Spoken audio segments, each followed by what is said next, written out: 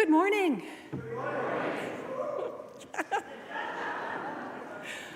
Oh, good morning and welcome. Welcome to this wonderful hour, this very special hour of worship at Unity Church-Unitarian. I'm Reverend Laura Cowton. My pronouns are she and her, and I serve as your Minister of Congregational Care.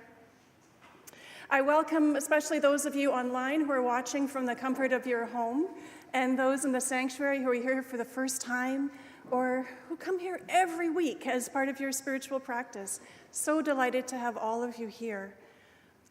I'm delighted to be joined here with Worship Associate Ari Giles.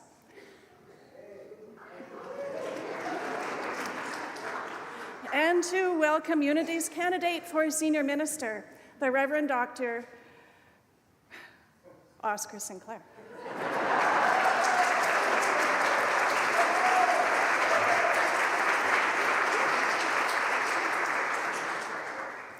Now I know why you're all here. The three of us will be very pleased to greet you in the foyer after the service. And I would like to draw your attention to your orders of service. There's an insert in there. Where is it? Yes. This one that will invite you to meet with Reverend Sinclair this afternoon from 1:30 to 3 for the first of a series of ways to engage in candidating week this week. So have a look at that and plan for it. I'm not going to run you through it, but do have a look at that.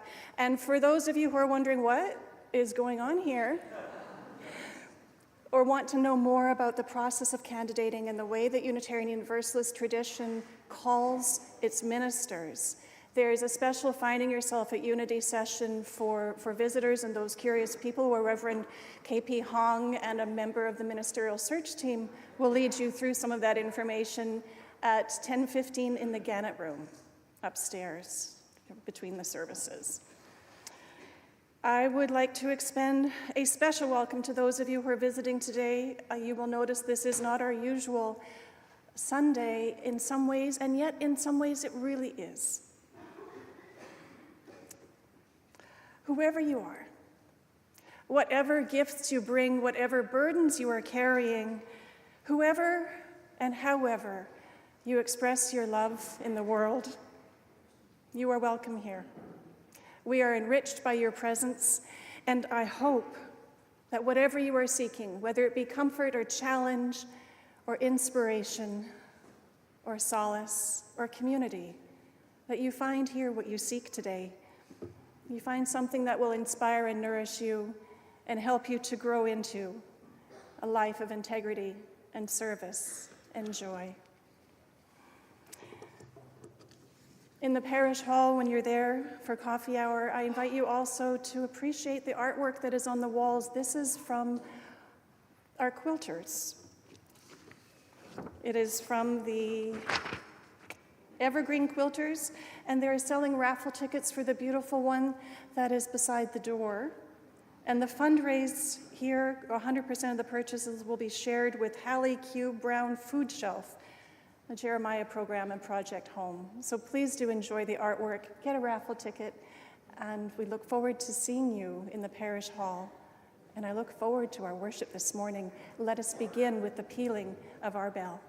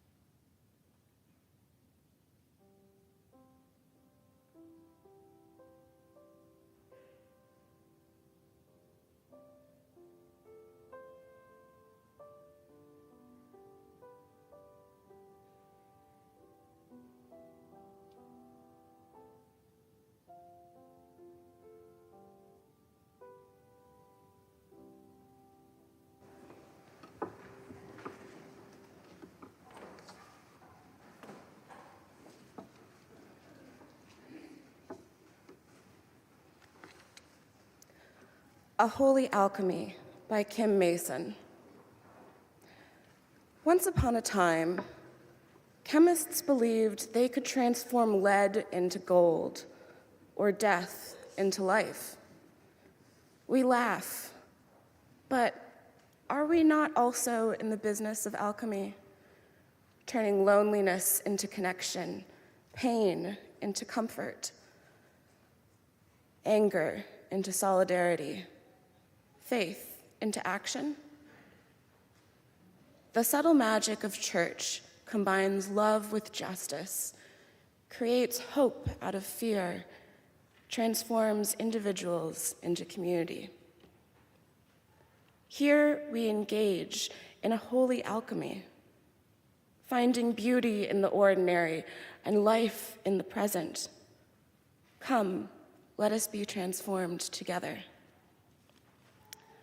Please join me in reading the chalice lighting found in your order of service.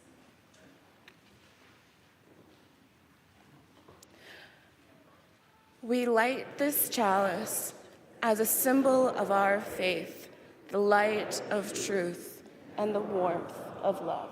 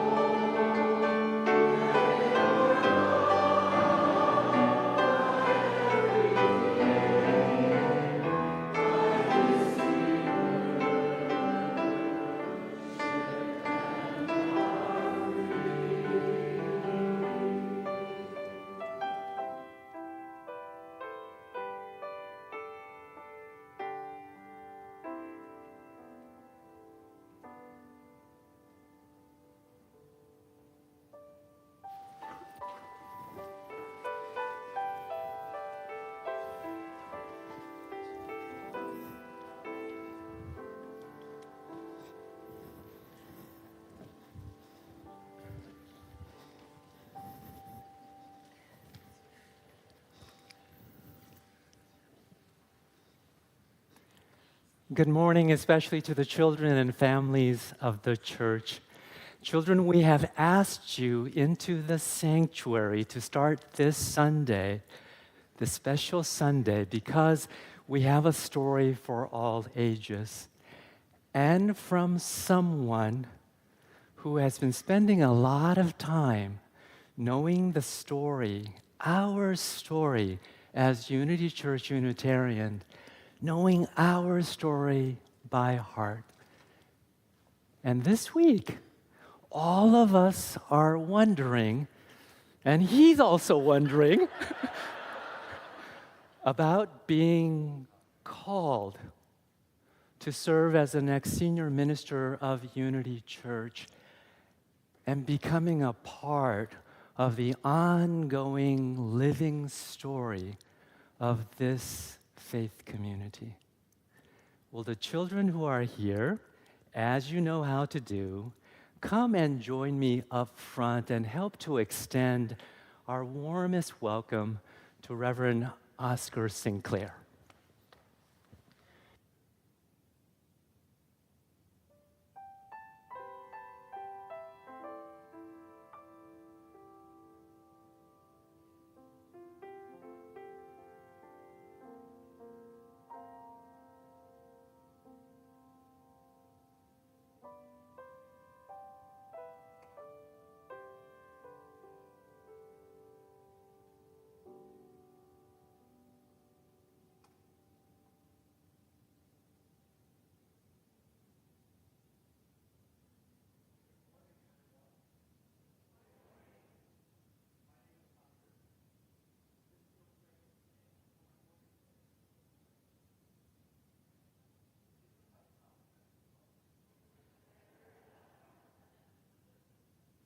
Is the mic on now? Hey, okay. I have said a lot in the last 7 years that perfection is not the goal, making meaning is, so we'll just start out there with this congregation as well.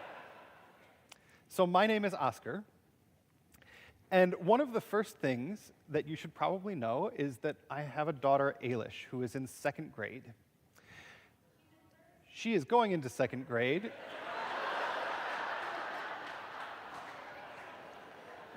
She is currently in 1st grade. She will be in 2nd grade this fall.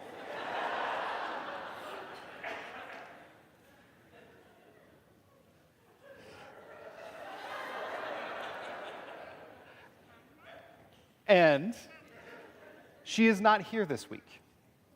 She is back in Nebraska. She's with her grandparents because school is still going on. But one of the things she asked before I came is, will there be kids for me to play with in Minnesota? So that is the first question that I have. It looks probably like the answer is yes. Can I tell her yes? Okay, good. Now that we have answered that question for Ailish, now we can tell a story. So this is a story about beginnings.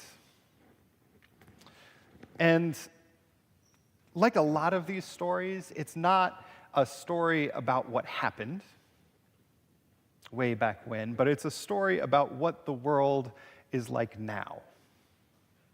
It originally came out of the Jewish faith, out of a tradition called Kabbalah, but it's been retold and rewritten over the years. And so the version that I'm telling was written down by Reverend Amy Petrie Shaw.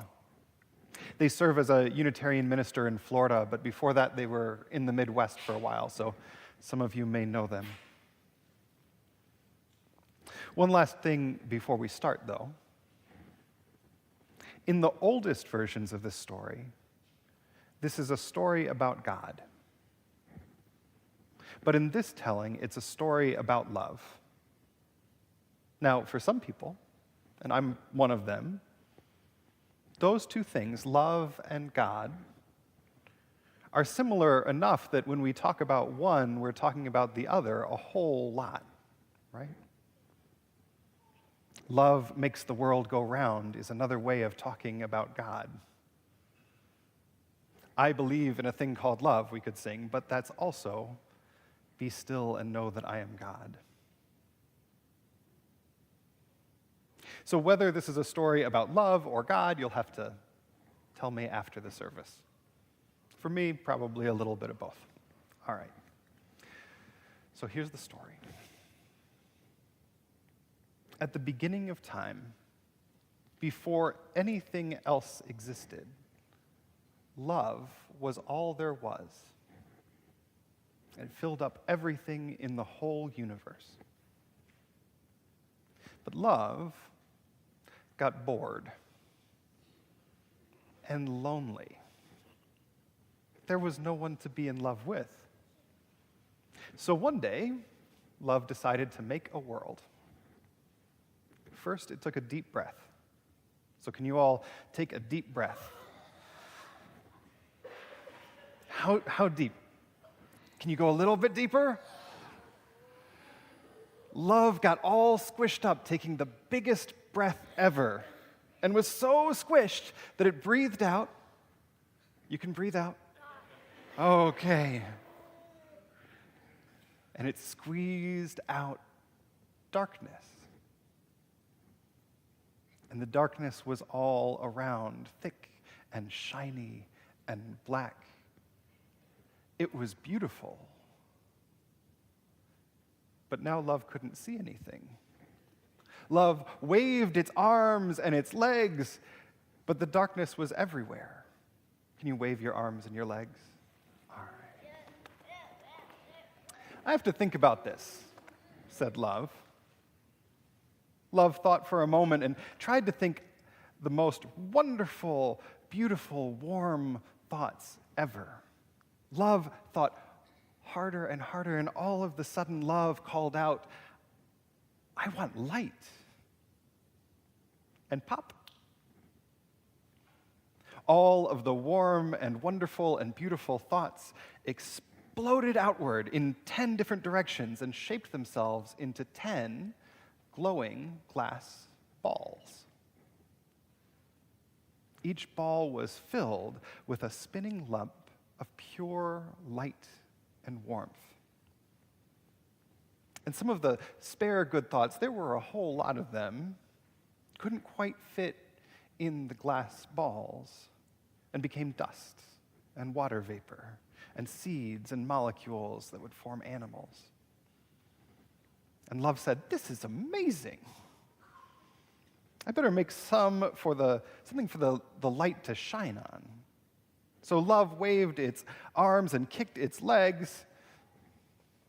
There we go. And all of the dust and water vapor and molecules that had been scattered around when the glass balls formed began to form another huge ball, this one of dirt and water and plants and animals. Love called this the earth. The 10 balls of light, the 10 glass balls, started towards the earth as if they had been made here in one piece, the entire planet. If they had made it here in one piece, the entire planet would have been just how Love meant it to be. But the glass balls were too fragile to contain such strong, powerful, wonderful, good thoughts. They broke open and shattered. And all the good thoughts shattered and flew out like sparks and were scattered like sand, like seeds, like stars. Those sparks fell everywhere on earth in tiny bits instead of big clumps like Love wanted. Have you ever done this? Gotten so excited that you knock over something and it breaks? Yeah, I do this all the time. I am not good at knowing where my arm is. Yeah. "Oh no," said Love. "I'm too big. I'll never be able to find all of the tiny broken pieces. I have to make one more thing." So Love waved its arms and kicked its feet one last time. And people appeared on earth. They didn't know it, but they were created with one job. They were called to find these sparks, these tiny pieces of wonderful goodness, to bring them together in big clumps. When enough clumps are there, I will recreate the big glass containers to hold them, and this time, said Love, I will set them down a little more carefully. So all of us, from the time we are born, have a job. And that job is to help find love and more good and warm and wonderful things. And as we do that, we are fixing the world. And that is the end of our story. So now, will the whole congregation sing and bless our children to their classrooms? Thank you so much.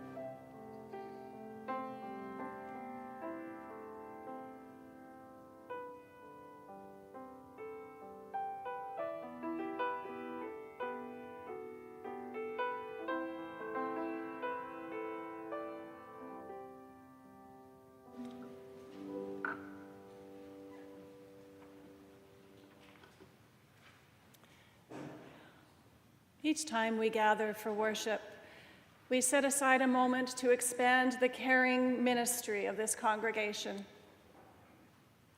Let us take a moment now to settle ourselves, to get comfortable in our seats, and take another deep breath, the way those children just showed us. Deep breath in.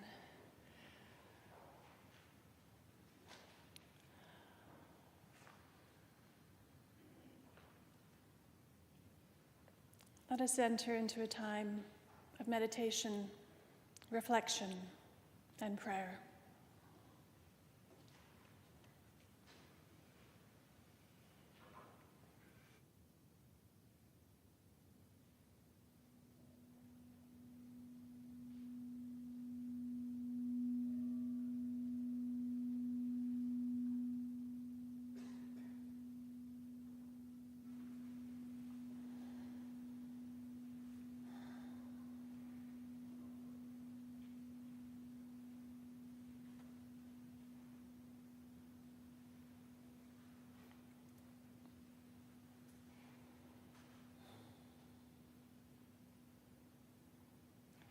As we share with one another the milestones of joys and sorrows and celebrations and concerns, those that mark our lives from their beginnings through to their endings, we weave together a beautiful tapestry of community, each individual thread participating in its own unique way.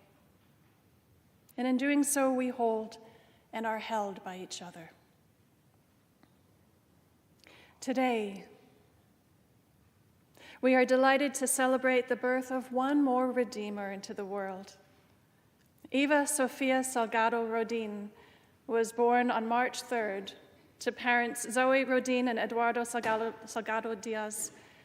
And because little Sofia came a little earlier than expected, she's spending some time in the NICU while she figures out some things about how to be in this world.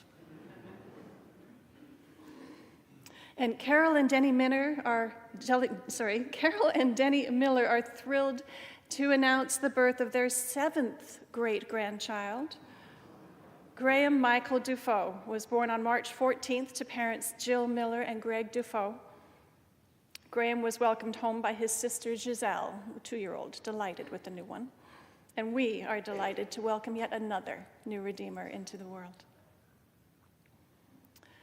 And we lift our hearts in joy and celebrate with newlyweds Ryan McKenna and Will Jensen-Kowski, who were married here yesterday in this sanctuary, surrounded by loved ones. Many blessings on this new beginning. And we lift in our supportive embrace longtime Unity member Barry Reish, who will embark on a humanitarian mission to Gaza on April 21st with the International Freedom Flotation Coalition. They're attempting to get past the Israeli blockade in an effort to deliver 5,500 tons of much-needed aid to the Gaza Strip. Blessings and Godspeed, Barry. And we lift also in our caring embrace and send prayers of healing and strength to Beth Peterson, who is missing being here with you all and appreciates the support of her Unity community as she focuses on the challenges of her cancer treatment. And we celebrate the long and remarkable life and mourn the death at age 99 of Cynthia Bend, sister of Caroline Foster and first cousin of Sally Foster and Cynthia Mills.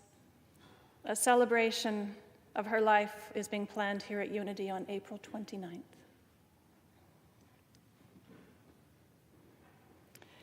And we hold in our caring embrace Unity members Tien Wang and Jeff Oakes and their children Nora and Owen and Ming as they mourn the unexpected death on April 4th of Tien's mother, Li Jia Liu, who was living with their family along with her husband, Gui Zheng Wang. And we also lift today in our hearts the people of the Middle East. As tensions escalate in an area already ragged with fear and violence and grief.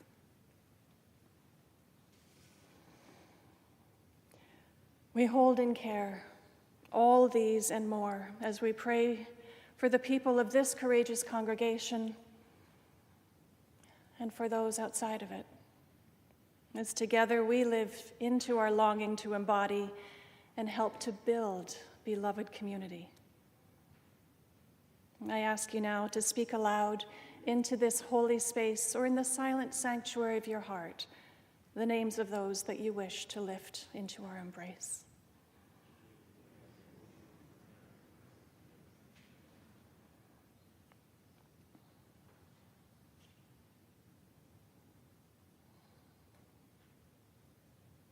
Will you pray with me?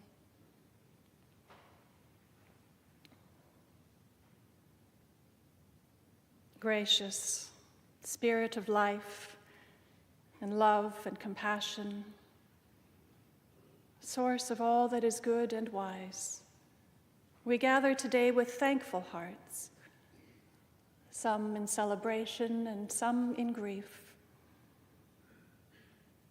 We are mindful of the complexities of holding all the beautiful newness of the world as well as its painful brokenness. And alongside our thanks and praise, we hold our fears and our worries and our hurts and our regrets. And we lift them. We lift them up. We extend our love to all who are seeking comfort today, those among us whose hearts are aching or uncertain. We pray for the wisdom of the world's leaders, both near and far, that they are called to serve from a place of love and hope rather than fear and oppression. And as this beautiful spring day seeps into the fertile earth, may our own hearts be awakened by the greening buds of rebirth. And may we listen for the call that guides us forth to create beloved community within, among, and beyond our reach.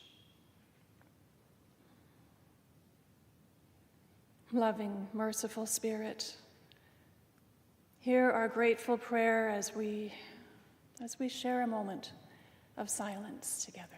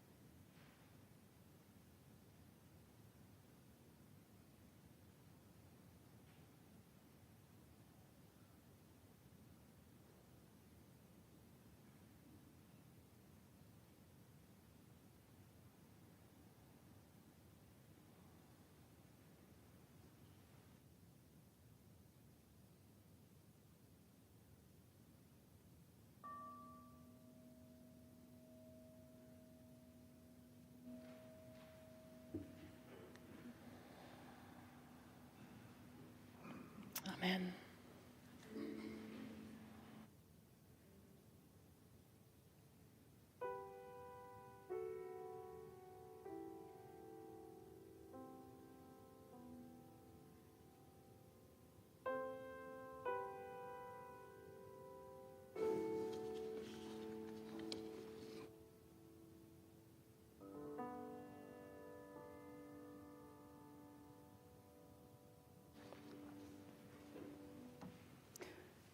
Good Bones by Maggie Smith. Life is short, though I keep that from my children. Life is short, and I've shortened mine in 1,000 delicious, ill-advised ways. 1,000 delicious, ill-advised ways I'll keep from my children. The world is at least 50% terrible, and that's a conservative estimate.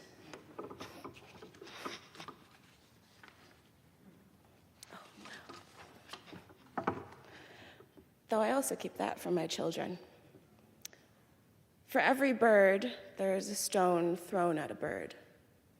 For every loved child, a child broken, bagged, sunk in a lake. Life is short, and the world is at least half terrible.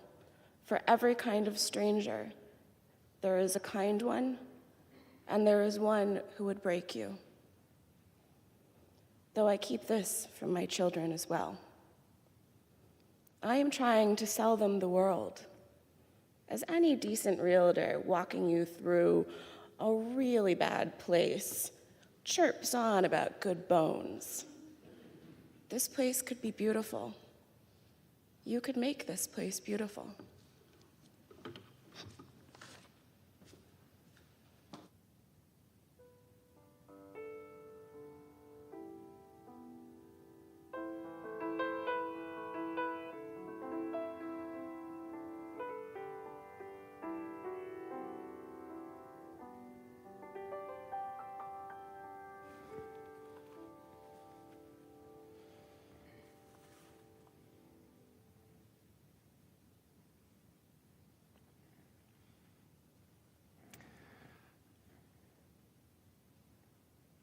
But it's got good bones.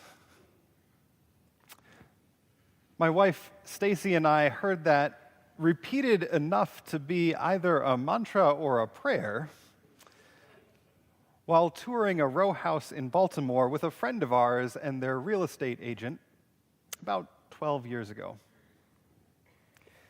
Now, we were relatively newly together, and this was Stacy's friend, so I spent much of the tour not saying much, being studiously quiet as we walked through this house.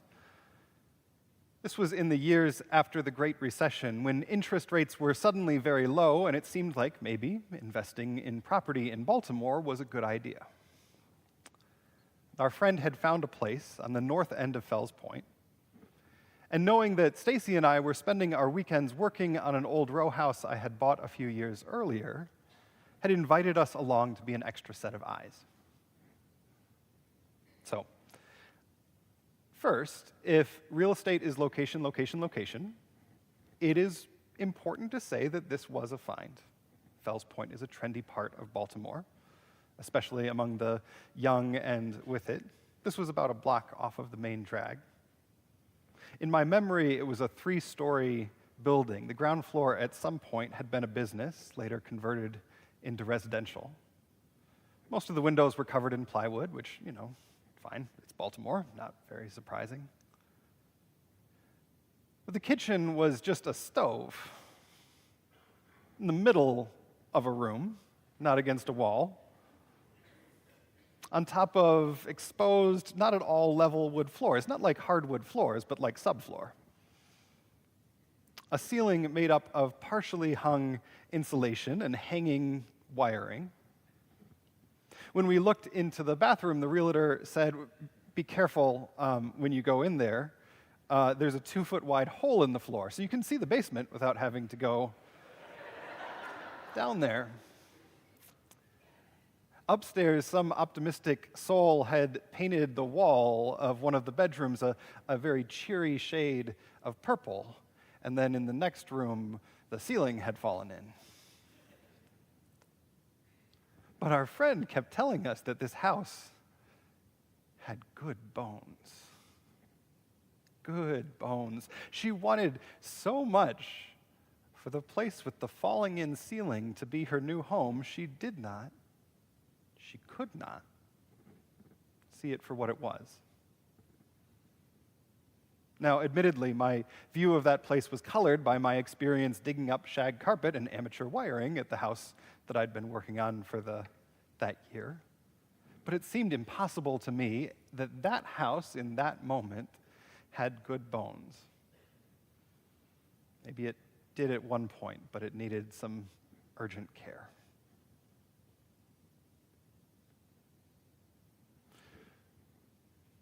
So what are we to make of that observation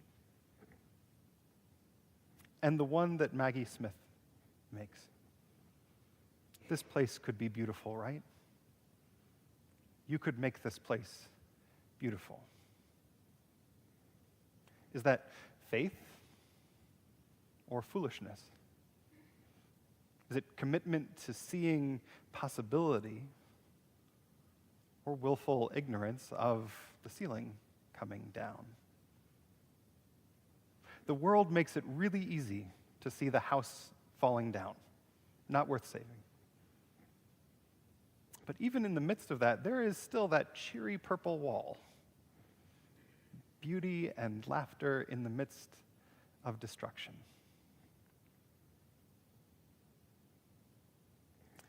I tell that story because it has been the animating question to my ministry. Does the world have good bones? Or do I, desperately want it to? Is the world beautiful or terrible? Does it break our hearts or provide opportunities to find meaning and joy? Spoiler, the answer at the end of the sermon is going to be yes, both, of course. But you are considering calling a preacher, so we're going to take 15 minutes to get there.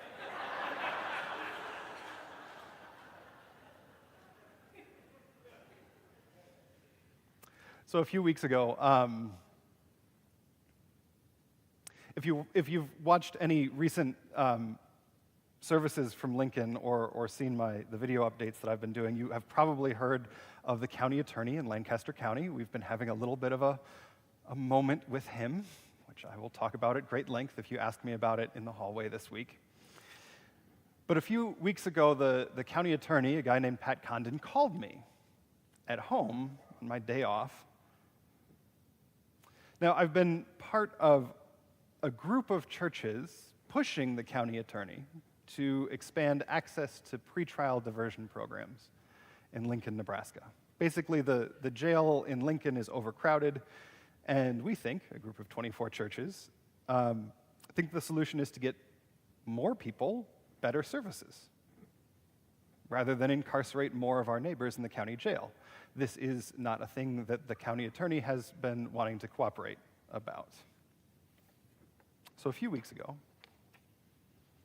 he calls me on a Monday morning to complain about our tactics. Now, as a side note, when you are doing community organizing and the powers that be call you to complain that your tactics are unfair, this is one of the ways that you know that you're getting close to a win.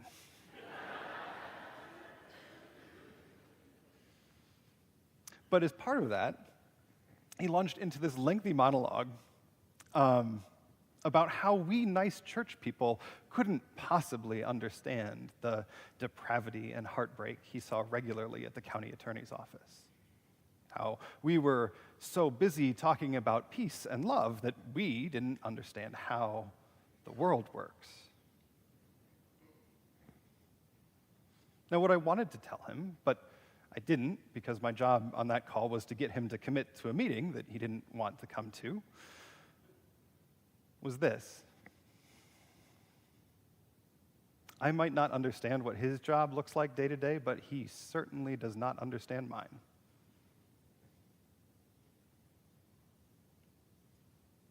Because I do not need to be lectured about how the world can break your heart.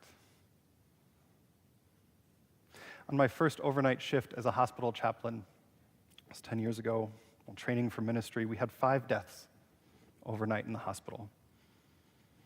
A young mother dying of a rare genetic disease, a middle-aged man who had taken his own life, 2 elderly folks whose families had gathered to say goodbye, and a young man who looked like a kid who had been shot while running from the police.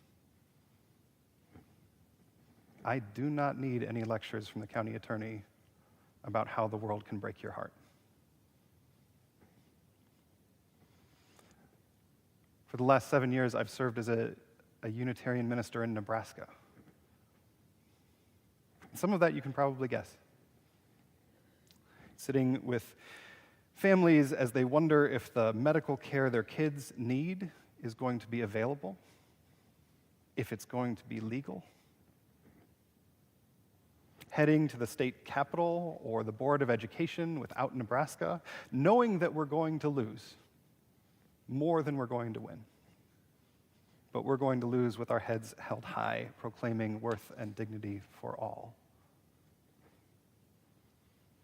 Every single week in my office in Lincoln, there are people who come in and need more than the church can possibly offer. And this one's not just Nebraska, this is life in a church. Folks come in needing robust social services, a place to live, access to food and childcare, and a decent therapist. Sometimes a family member needs to get out of jail, and I get to be the person who says, come in, have some tea. I can listen to what you're struggling with and get you help. But our compassion is not the systemic change that you need. That's the job. That's what I signed up for, so I don't need lectures from Pat Condon, the county attorney. I sleep just fine, knowing that he thinks that my tactics are unfair. Heartbreak is part of the world. Every one of us could tell stories like that. But it is not the only part. Because for every stone thrown at a bird, there is a bird singing at dawn. I have had plenty of mountaintop moments in my life. Getting married, serving in the Peace Corps in Lesotho, and seeing Cape Town get ready to host the World Cup. A day a few years back when, in a 6-hour period, the minister of my home congregation in Baltimore came to Lincoln to dedicate our child in the morning before the congregation in Lincoln ordained me in the afternoon. The day I was out visiting my sister and her brand new girlfriend for General Assembly in Portland, Oregon, and the marriage equality decision was announced while we were gathered there. Were any of you at that General Assembly? That was a day. All of those moments that Maggie Smith talks about, the delicious, ill-advised ways that I will keep from my children, and off of recorded sermons to a potentially new congregation. That night celebrating with my sister may be one of those. The world is so full of beauty and sometimes headaches the morning after. Beauty in the big moments and beauty in quiet moments too. Moments where rather than a mountaintop, we find ourselves in a clearing in the dense forest of our lives, the poem that Justin Schroeder picked out last week. Waiting patiently until the song that is yours alone to sing falls into your open cupped hands and you recognize it and greet it. Quiet moments. Like writing this sermon on Oneida Lake, taking a deep breath, waiting for an eclipse and a trip to St. Paul, Minnesota. Quiet nights in the office, at church, sipping tea and hearing about new grandchildren. Grandparents, do you have any idea how your faces light up in those moments?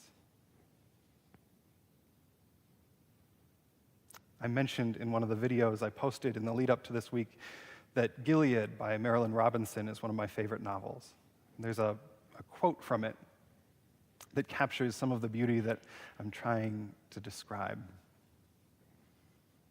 She's writing in the voice of a Congregationalist minister in Iowa. in the mid-20th century, and writes, "I have been thinking about existence lately. In fact, I have been so full of admiration for existence that I have hardly been able to enjoy it properly. As I was walking up to the church this morning, I passed the row of big oak trees by the War Memorial, if you remember them. And I thought of another morning, fall a year or two ago, when they were dropping their acorns thick as hail. There were all sorts of thrashing in the leaves, and there were acorns hitting the pavement so hard they would fly past my head. All of this in the dark, of course. I remember a slice of the moon, no more than that. It was a very clear night or morning, very still. And then there was such energy in the things transpiring among those trees, like a storm, like travail. I stood there, a little out of range of the oak trees, and I thought, it is all still new to me. I have lived my life on the prairie, and a line of oak trees can still astonish me.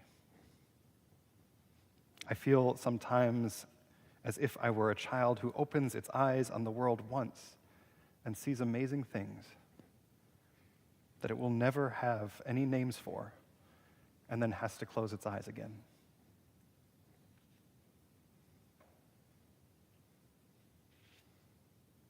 The theme for worship this month at Unity is call.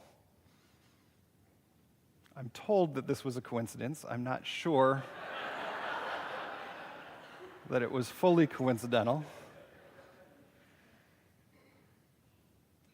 But mine, the calling to this beautiful and terrible vocation of ministry, has been right in the ambiguity of Maggie Smith's poem.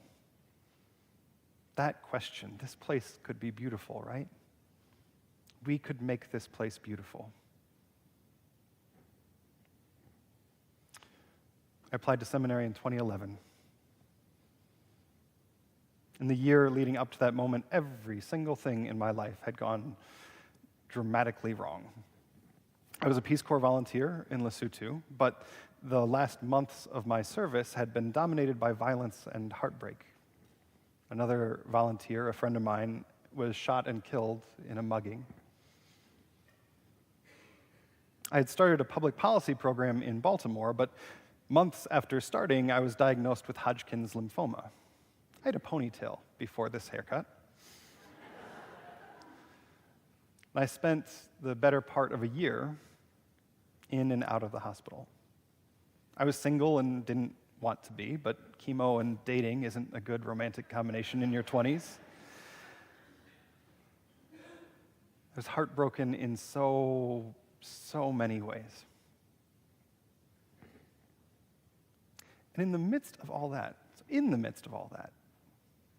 applying to seminary and everything that has followed, including, really importantly that year, meeting Stacy, has felt like a declaration that, despite all evidence to the contrary, this place, this life, has good bones. This place could be beautiful, right? We could make this place beautiful.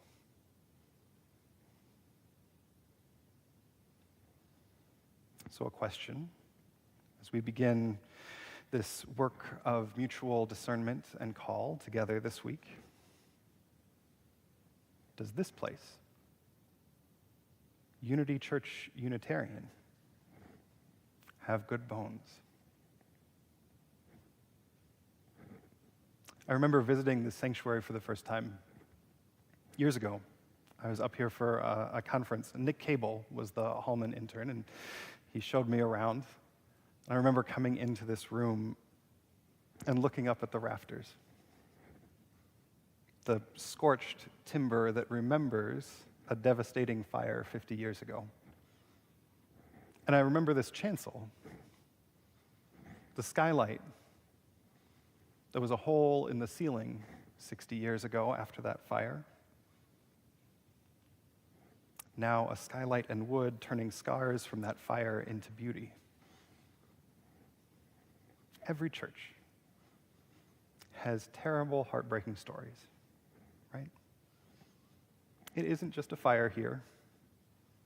We could tell stories about ministerial misconduct, about a pandemic, about the death of beloved ministers far, far too early, about how this week went 2 years ago.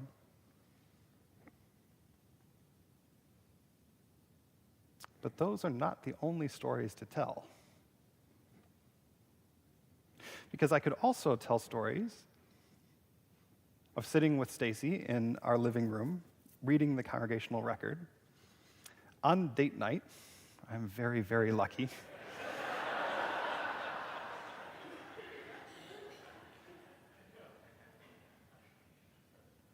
Reading the congregational record and bursting out laughing when the search team informed us that while Minnesota is often called the land of 10,000 lakes, there are actually more like 11,000. I could tell you about a colleague pulling me aside to say what they've always loved about Unity was the little stuff done well. The cards sent to people whose names come up in the embracing meditation. I could tell you about the culture of excellence I've seen already on the staff team here, how excited I am to be a part of that. About a story of a bus in 2009 traveling to Iowa for a mass wedding. And then, as much as that bus traveling to Iowa, the party when it came back to St. Paul. The delicious, ill-advised ways that we may or may not keep from our children. You know these stories better than I do, but I want to hear them. This month's theme is calling, but that's also what this week is about. How do we, the congregation, the search team, and me, see the bones of a shared ministry going forward? It's a quote from Frederick Buechner that I use a lot in conversations about calling. The place God calls you to is the place where your deep gladness and the world's deep hunger meet. For me, calling has been the answer to the ambiguity in Maggie Smith. Is the world beautiful? Absolutely. Does it break our heart? Of course. Of course. And we are called, we collectively are called to the moments and places where we can bring that beauty into moments of heartbreak, to be fully present with each other. At my ordination, the afternoon after we dedicated our then 6-month-old daughter, one of the readings was from Victoria Safford. Our mission, she writes, is to plant ourselves at the gates of hope. Not the prudent gates of optimism, which are somewhat narrower, not the stalwart, boring gates of common sense, nor the strident gates of self-righteousness, the hinge creaks we cannot hear each other clearly there, nor the cheerful, flimsy garden gate of everything's gonna be all right, but a different, sometimes lonely place, the place of truth-telling, about your own soul, first of all, and its condition. The place of resistance and defiance. The piece of ground from which you see the world, both as it is and as it could be, as it will be. The place from which you glimpse not only struggle, but the joy of the struggle. And we stand there, beckoning and calling, telling people what we are seeing, asking people what they see.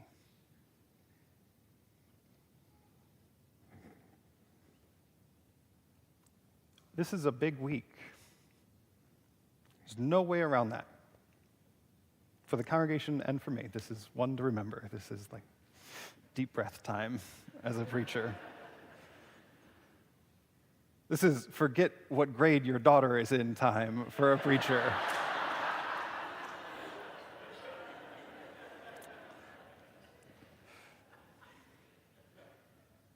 But this is where I hope we start. The place of truth-telling about your own soul, first of all, and its condition.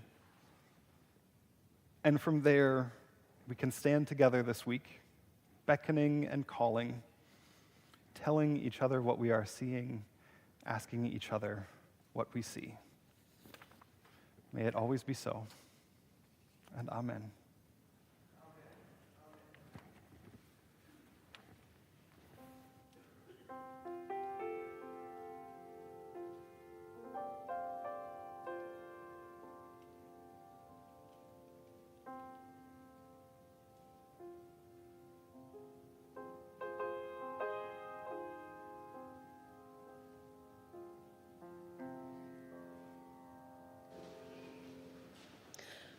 The St. Paul YWCA's STRIDE program supports young women of color who are transitioning from foster care by helping them secure stable housing and navigate the complexities of mentor relationships, along with financial and educational resources needed to realize their dreams of self-sufficiency. This collection will support the celebration of birthdays, graduations, and other milestones, activities to foster relationships with caring adults, and the purchase of cleaning and other basic household supplies. Can the ushers please come forward?